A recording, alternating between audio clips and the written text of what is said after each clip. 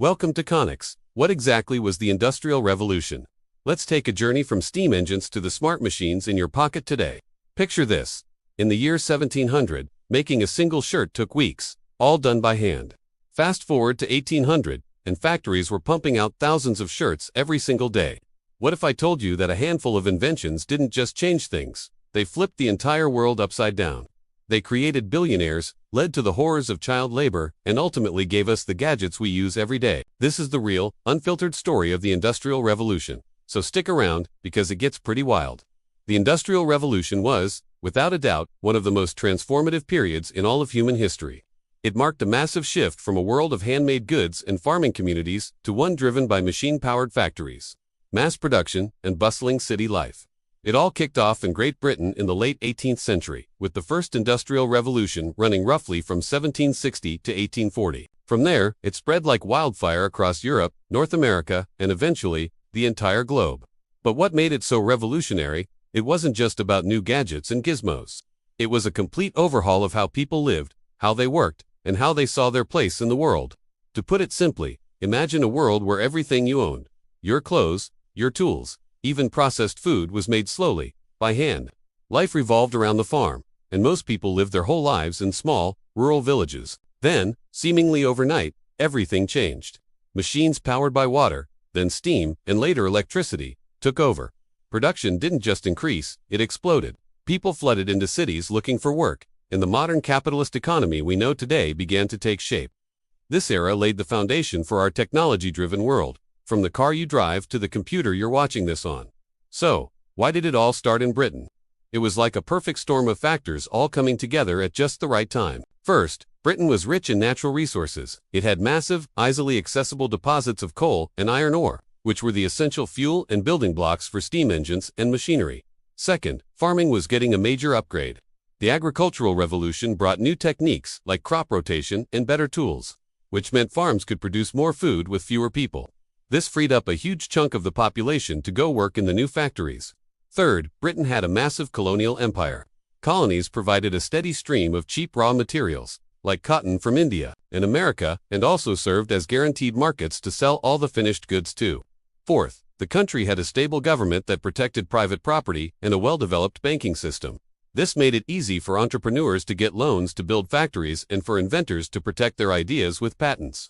Finally, there was a powerful spirit of innovation in the air. The Enlightenment had fostered a culture of scientific inquiry and experimentation. The spark that lit the fuse was the textile industry. Before this, spinning yarn and weaving cloth was a slow, manual process done in people's homes, known as the putting-out system. But a series of brilliant inventions changed that forever. Let's talk about the key inventions that kick-started everything. In 1764, James Hargreaves invented the spinning jenny. This clever device allowed one person to spin multiple threads at once, dramatically increasing yarn production.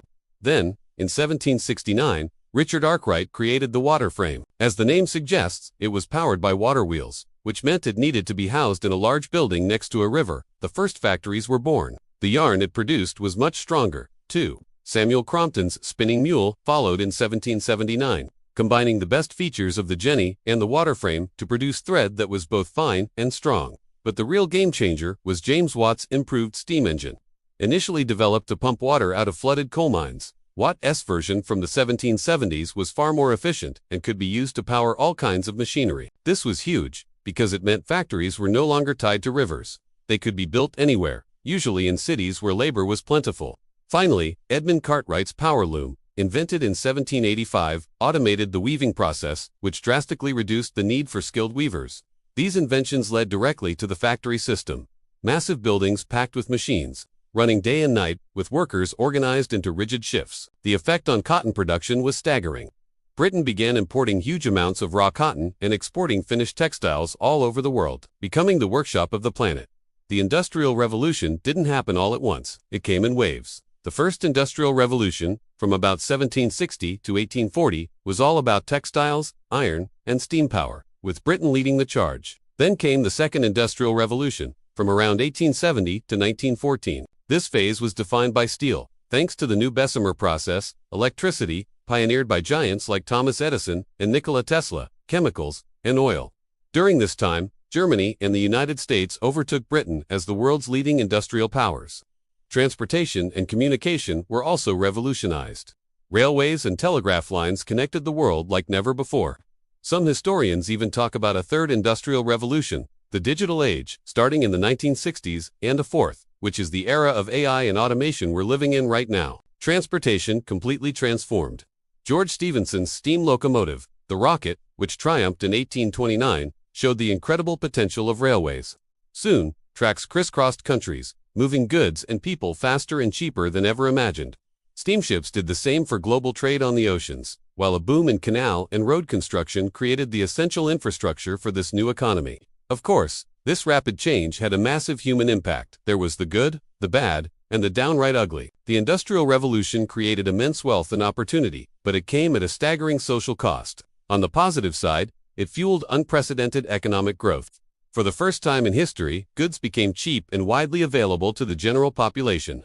In the long run, average living standards rose dramatically. There was also a population boom. Better medicine, like the smallpox vaccine, and a more reliable food supply caused the world's population to explode, growing from about 1 billion people in 1800 to 1.6 billion by 1900. Urbanization was another key feature. Cities grew at an astonishing rate. London, for example, went from a population of 1 million to over 6.5 million in just a century. This era also sparked a continuous wave of innovation that set the stage for modern science, public education, and technology. And eventually, the social upheavals it caused led to positive changes like labor laws, universal education, and movements for women's rights. But the negatives were horrifying. Working conditions in the early factories were brutal and dangerous. People worked grueling hours, often 12 to 16 hours a day, 6 days a week, for incredibly low wages. There were no safety regulations, and accidents were common. Child labor was rampant, with children as young as 6 working in coal mines and textile mills. The new industrial cities were polluted and unhealthy. Thick coal smoke from factories blackened the skies, earning them the name Dark Satanic Mills from the poet William Blake. Overcrowded and unsanitary slums became breeding grounds for diseases like cholera and typhoid. The revolution created a massive class divide. A new class of wealthy factory owners and bankers emerged, while the industrial working class lived in poverty. This stark inequality fueled social unrest and gave rise to new political ideologies like socialism, famously articulated by Karl Marx in 1848. Protests sometimes turned violent. The Luddites, for example, were skilled artisans who smashed factory machines between 1811 and 1816, fearing the technology would destroy their livelihoods. The environmental damage was also immense, with widespread deforestation and pollution of rivers, early warning signs of the climate issues we face today. Eventually, public outcry led to reforms.